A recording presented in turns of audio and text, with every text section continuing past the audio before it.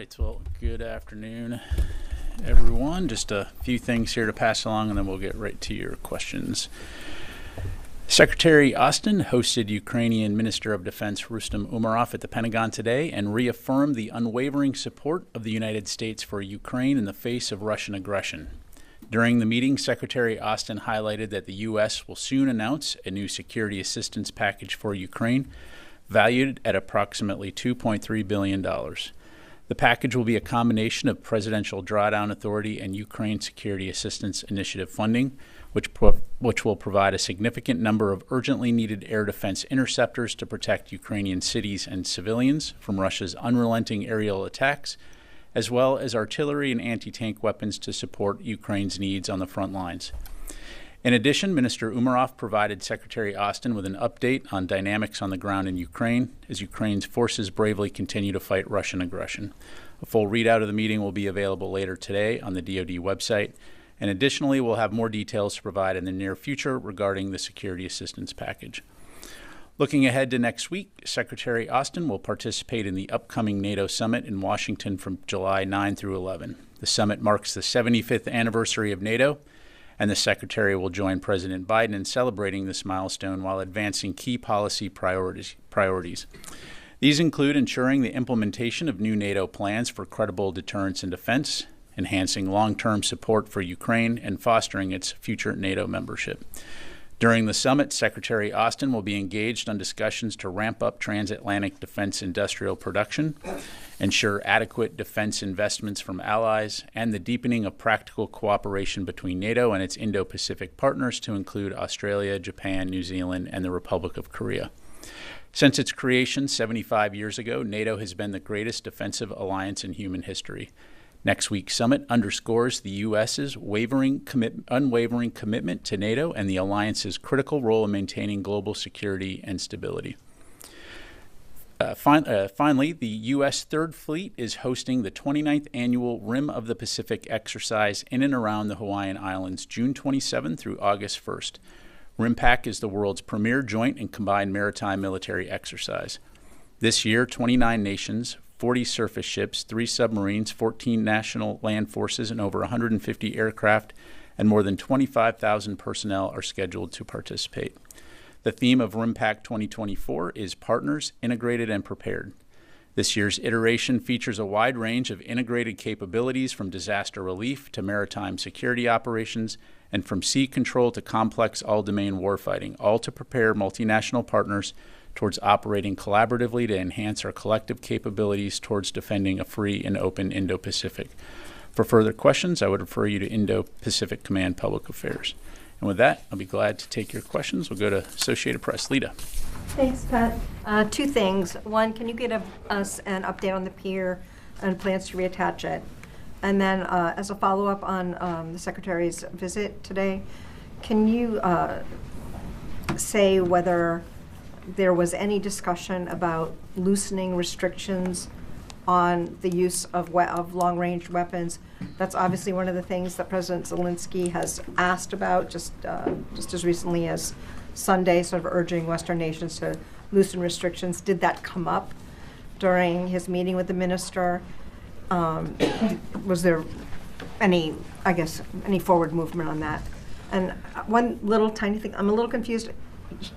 He said he was sort of talking about announcing. Didn't his comments sort of already announce it? Okay, well, we'll start with the pier first. Okay. You asked how the pier is. The pier is great. The pier is still in Ashdod, has not been re-anchored. We're continuing to monitor weather conditions right now, so pending those, we'll be able to provide updates in the near future in terms of potential re-anchoring date. But as of right now, again, due to weather conditions, it remains in Ashdod. As far as the discussion today with the minister, again, we'll have a readout for you.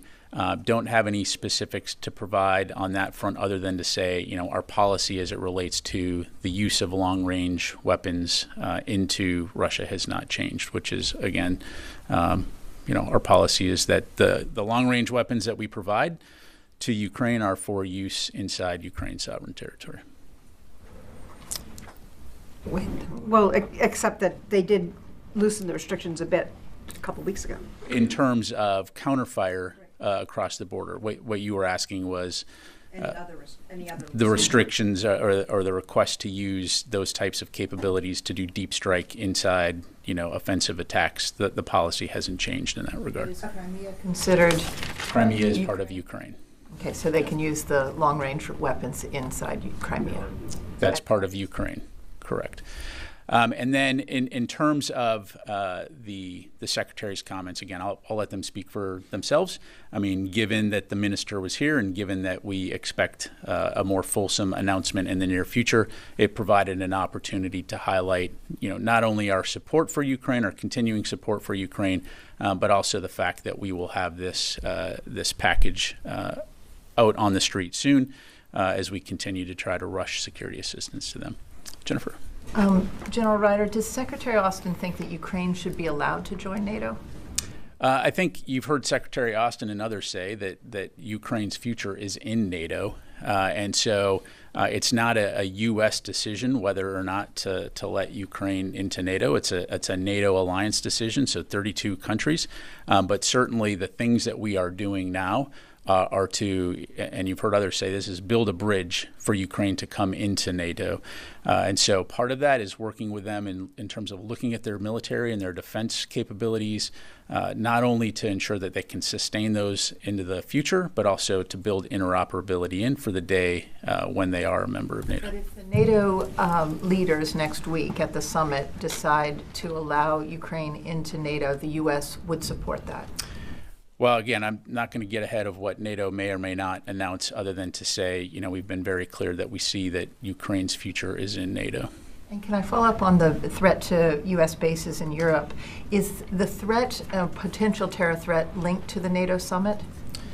So, again, there is no single threat, as I understand it, as it relates to EUCOM's efforts to step up vigilance.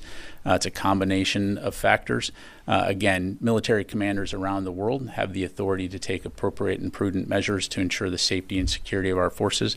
But again, as I understand it, this is not necessarily based on a single threat, but out of an abundance of caution. Let me go to Jim, and then I'll come here, John. General, just real quick, you said that they talked about the dynamics on the ground in Ukraine.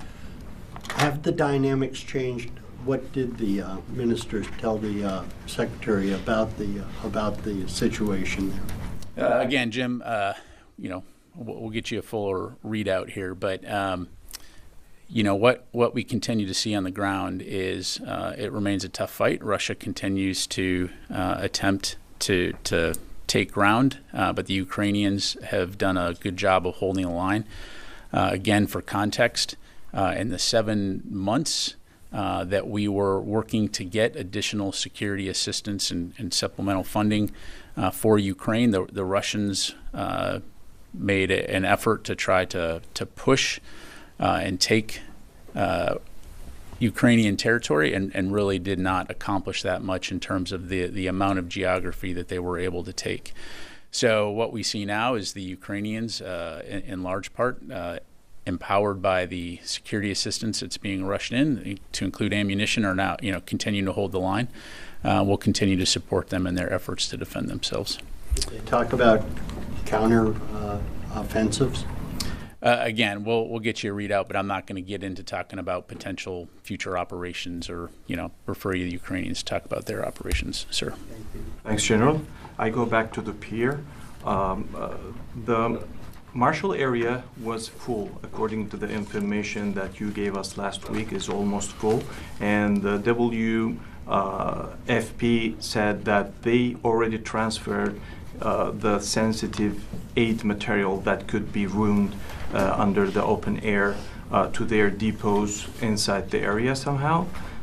Do you have any latest on the situation there? Because the WFP says that the security condition is not still yet at the level that they want. Have you ever contacted your IDF counterparts about that? The Israeli defense minister was here a week before. So any talks about providing security for this aid to reach the Gazans?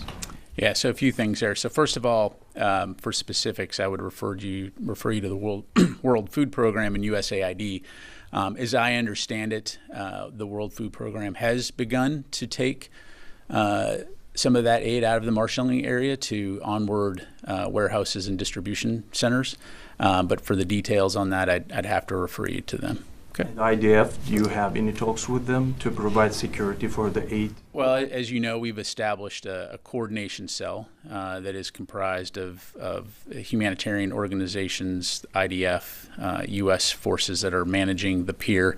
And again, as I understand it, World Food Program is also discussing security with the IDF. But ultimately, this is a question for humanitarian organizations to determine of what level of security support do they require and need, recognizing that they are not combatants on the battlefield in the middle of a combat zone attempting to deliver humanitarian assistance. So those conversations are, of course, always ongoing. If your question is whether or not, the U.S. is planning to put boots on the ground to provide security, the answer is no. So I'll just leave it there. Ann. Can you characterize the amount of aid that's sitting in Cyprus? And then also, does either Cyprus or the amount of aid in Cyprus or at the end of the pier, does that factor into the decision about whether or not you return it and reattach it? So I would refer you to USAID, since they ultimately manage the amount of incoming and outgoing aid in terms of how much is in Cyprus. And as always, when you take a step back and you look at the big picture here in terms of what is it that the international community is trying to do, it's trying to get aid into Gaza for the people of Gaza. The maritime corridor is one aspect of that. And so lots of different variables, will be considered in terms of how best to get that aid in. Right now, the maritime corridor affords a way to get aid in, so as long as that's useful, that will be something that we continue to look at. And I'll just have to leave it there. So there are plans to reattach the pier as of now? As I mentioned, right now, looking at the weather states, I can't give you a date on when that would occur, but it's something that we're monitoring. So, I'll keep you posted on that. Let me go to the phone here, and I'll come back into the room. Let me go to JJ Green, WTOP. Thanks, General Ryder. Talking with some U.S. allies and NATO partners today and in the last week or so, as they prepare for the NATO summit coming up, they've repeatedly talked about their concern, as recently as today, that they think Russia is likely preparing for an attack on a NATO country within the next 3 to 5 years. So what, if anything, can the Pentagon say about how it views that potential threat? And I know you're not trying to scope out how you're going to deal with possibilities, but how does the Pentagon view Russia's increasingly aggressive acts and possibly plans to deal with this thing if it happens? Yeah, thanks, JJ. Well, I mean, this is why Russia is taken into account in our national defense strategy. It's very clearly outlined as an acute threat. As evidenced by its actions in places like Ukraine and other malign activity that we've seen Russia being associated with over the last several years. So I would refer you to the national defense strategy in terms of the kinds of things that we're doing. But there's also, our relationship with allies and partners around the world to ensure deterrence. The NATO alliance being one of those things. It's a collective defense focused on ensuring that it's very clear that we're going to support one another's security to deter the type of aggression that we're seeing in places like Ukraine. So leave it there. Let me go to Nancy. Thank you. General, in light of the Supreme Court ruling, has the Pentagon assessed that now any order given by the President to U.S. service members is lawful? So, what I would say is always the case with any decision or order. We have legal counsel, lawyers are available throughout the Department of Defense to advise military leaders regarding the legal or prudential impacts of orders, as well as the legal effects and consequences such orders could have. So that's going to enable any leader, regardless of the decision or the order that they're contemplating to make informed legal and ethical decisions. As it pertains to potential orders in the future or scenarios, I'm just not going to get into hypotheticals. Depending on doing a review of this, because the way the ruling is written, it would appear that if all official acts are protected from immunity, it's hard to understand a scenario that could be ruled as any order as illegal or even immoral at this point, is it not? Is there any sort of official review then, given the complexities of all this? Yeah, I mean, I appreciate the question, but again, I'm not going to get into a thought exercise other than to say that we, like always, have the benefit of legal counsel training on ethics standards, and any leader that is contemplating a decision or an order has the benefit of seeking that counsel to make an informed ethical and legal decision. So again, while I appreciate the question, I'm not going to get into hypothetical scenarios. I'm never interested in thought exercises. So what I'm trying to understand, though, is there any kind of formal review, or is it now being left to the discretion of individual commanders? Yeah, not that I'm aware of. Okay. Natasha. Thanks, General Ryder. Can you give us an update on the F-16 training for the Ukrainians, where that stands at this point, how many have graduated, if any, and whether there's going to be another tranche going in for training? And then on the question of American contractors going into Ukraine, has a decision been made yet on whether that's going to be facilitated or allowed by the Biden administration in terms of DoD contracts for American firms that want to go in and help? Yeah, on your latter question, Natasha, again, where the press reporting out there, and I'm just not going to comment on internal discussions or proposals that may or may not be under consideration. As it relates to the F-16s, I'm tracking that there's currently over a dozen pilots training on the F-16 in both Denmark and the United States for operational security reasons. I'm not going to be able to get into the specific numbers of pilots at those locations and the training timelines. But as you'll recall, the training is tailored to the pilots, and it will continue to depend on student experience, their English language skills, their flying experience, whether they go through basic flying training or to advanced F-16 fighter training. And so the Air Power Coalition, Capability Coalition that has been put together by the UDCG continues to look at this holistically and take into account Ukraine's needs. That's the alarm. Sorry, guys, that's all the time I have. Takes into account, holistically, not only the training aspect, but the logistics, sustainment, and maintenance aspects of this. So making sure that when the capability is provided to Ukraine, it's something that they are going to be trained and ready to execute in a safe, effective manner. So a lot of work continues to go into that effort, and I'm sure we'll have much more to provide in the near future. On track to finish and be completed for at least some of the pilots and have some of the capabilities actually moved to Ukraine this year? So as I understand, some of the pilots have already graduated and have gone on to follow on training in Europe. But again, I'll let Ukraine talk to the specifics of where their pilots are and what their status is. But again, right now, the initial deliveries of F-16s, as you're tracking, are set to take place sometime this summer. So again, we'll have more to provide in the future on that. Yes, sir. Thank you. Could you please clarify when this newest military aid package to Ukraine will be announced? Is it going to be coming days during the NATO summit? Soon. That's as specific as I can get for you right now. But again, we'll keep you updated on that, and I appreciate the interest. We'll definitely get you more details here in the near future. You also spoke about more Patriot interceptors. Should we expect also that U.S. will transfer more Patriot systems to Ukraine in addition to interceptors? So I don't have anything to announce beyond what we highlighted earlier. Again, air defense is a capability that we recognize Ukraine needs, and so we're working with allies and partners throughout the world to identify capabilities and get those to them as quickly as possible. Let me take a couple more from the phone here. Jeff Selden, VOA. General, thanks very much. Earlier today, CSIS issued a report looking at satellite imagery showing 4 likely Chinese listening stations in Cuba, including one not far from Guantanamo Bay that had not been previously reported. Does the Pentagon have any reaction to this report, to these facilities, or and what's the assessment of China's activity in Cuba in terms of expanding its surveillance capabilities? Yeah, thanks, Jeff. Did see the report. Not going to necessarily get into commenting or confirming the specifics in there.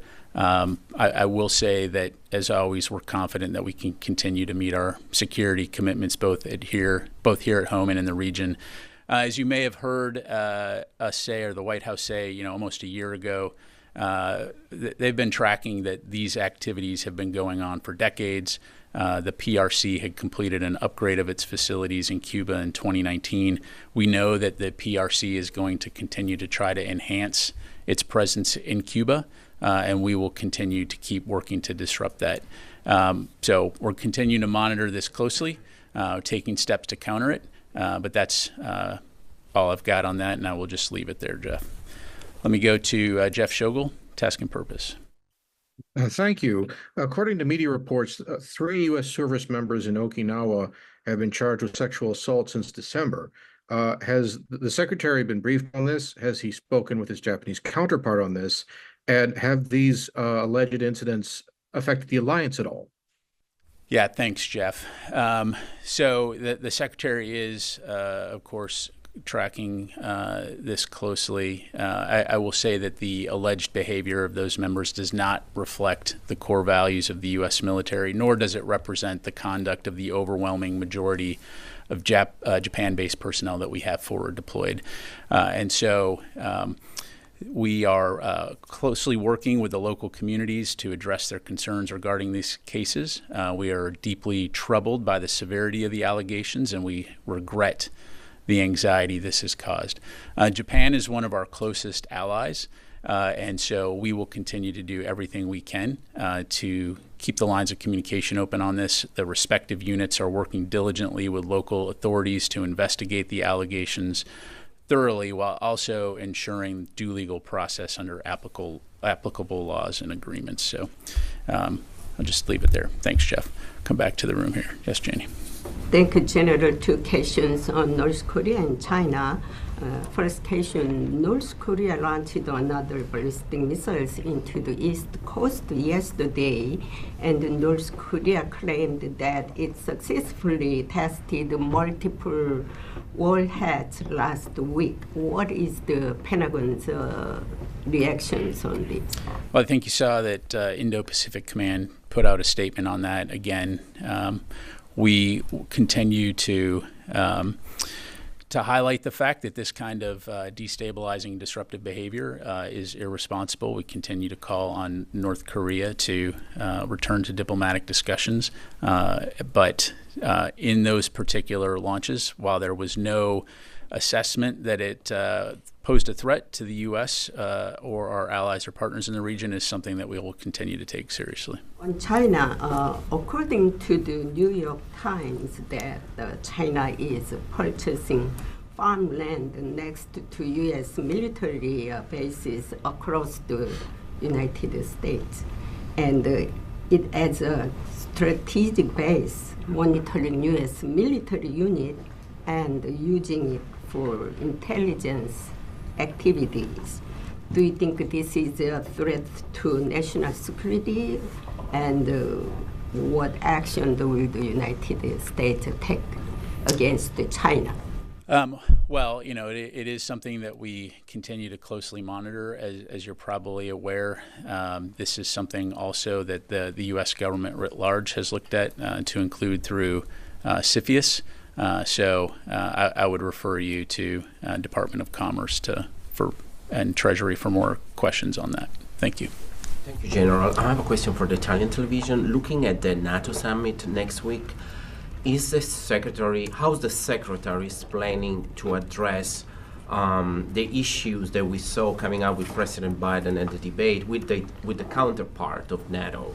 What is he planning to do? Because the question might be asked if the president is still capable to take the proper decisions when it comes to the military abroad. Yeah, so I kind of reject the notion of the question. What can you say? If you guys are planning like a plan or something, like a script or something to say? Yeah, it's a ridiculous question. Secretary Austin will be there supporting President Biden, the President of the United States, at the NATO summit. Just leave it at that. Yes, sir. Going back to Nancy's question, so was there no anticipation or any, preparatory legal discussions about the ruling that could really complicate troops' ability to defy what they might have previously known as an illegal or immoral order? Again, look, let's not conflate the Supreme Court deliberation and debate about presidential authorities and the Uniform Code of Military Justice and the access to legal counsel that military leaders have. On any given day, on a variety of topics around the world, any commander or any leader can consult legal counsel to get an assessment on whether or not a decision or an order, regardless of what it is legal, ethical, moral, and appropriate. And that doesn't change. It doesn't change. As I'm sure you can appreciate, in a democracy where laws are written by humans and they're malleable, and there's always going to be a variability to that, which is why you have legal counsel so that you can get advice on that. And so when it comes to the Department of Defense and prosecuting our duties to defend the country throughout the world, we're always going to have the benefit of informed legal counsel to make informed ethical and legal decisions. Yes, Ro. I'll come back to you. Thank you, General. My question is on China and Taiwan. So on Tuesday, Taiwan said China's Coast Guard detained a Taiwanese fishing boat near a Taiwanese island. Do you have a comment on this incident? And also, do you think China has increased their coercive activities towards Taiwan in these days? I don't have a comment on the latter. I'd have to refer you to Taiwan to talk about the status of their fishing vessel. Again, look, broadly speaking, we've been very clear about PRC's aggressive activities in the South China Sea and beyond, and we'll continue to work closely with our allies and partners to address that behavior. Constantine. Thanks.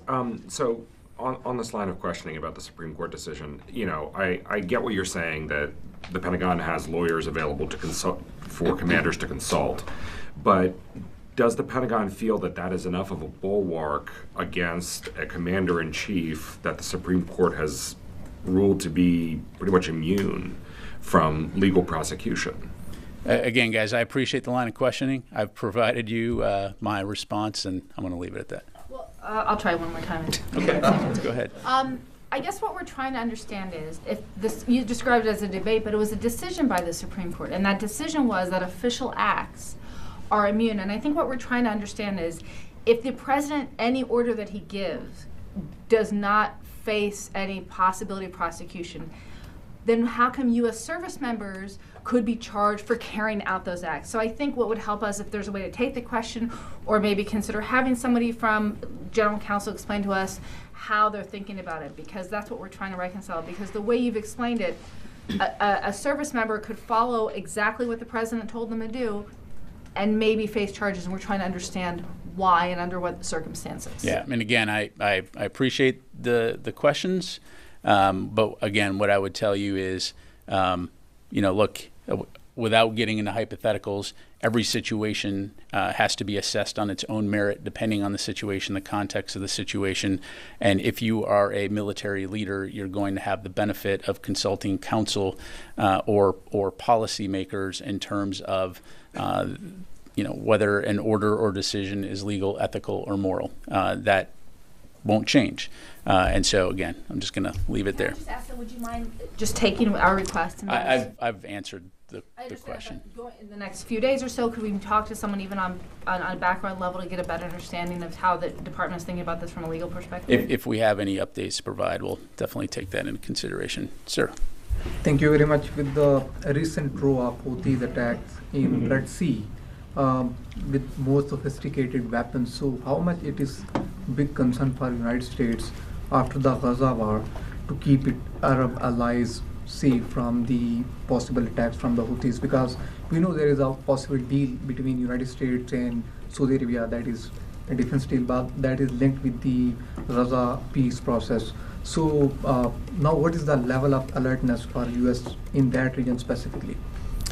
In terms of regional partners, well, I mean, as you know, we maintain very robust relationships with partners throughout the Middle East and Central Asia region to address a variety of security concerns and threats, to include the Houthis. And so, as we've said for a very long time, we're focused on regional security and stability, and whether it's through exercising, whether it's through diplomatic relationships, whether it's through economic relationships, working to ensure security and stability, and that's not going to change. So that also includes addressing threats like the Houthis. One on military assistance by the United States towards Pakistan. From year 2018, we have seen that the military assistance towards Pakistan were totally, you can say there is no military assistance from 2018.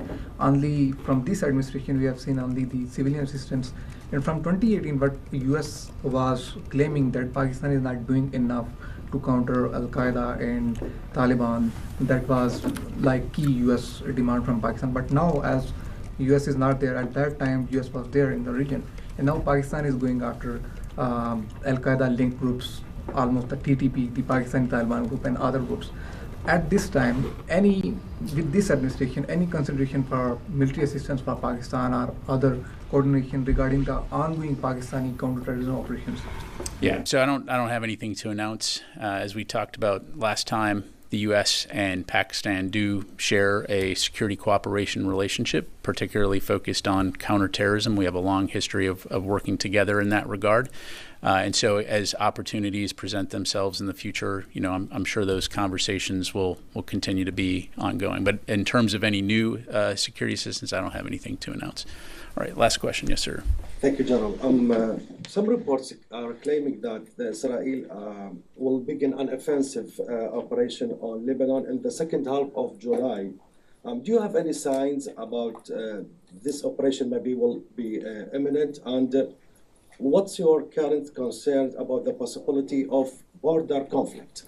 Yeah, I think, you know, where we're still focused on is attempting to resolve these tensions through diplomatic means. And so that continues to be where Secretary Austin is focused and the U.S. government is focused. And so, you know, whether or not there could be a conflict, I certainly hope not. I'm not going to speculate or get into hypotheticals other than to say, again, we appreciate the fact that it's tense right now. We don't want to see a situation where miscalculation could spiral out of control and cause a wider regional conflict. And so this is why it's important that we continue to focus on diplomatic resolution of the situation along the border. Thanks very much, everybody. Appreciate it.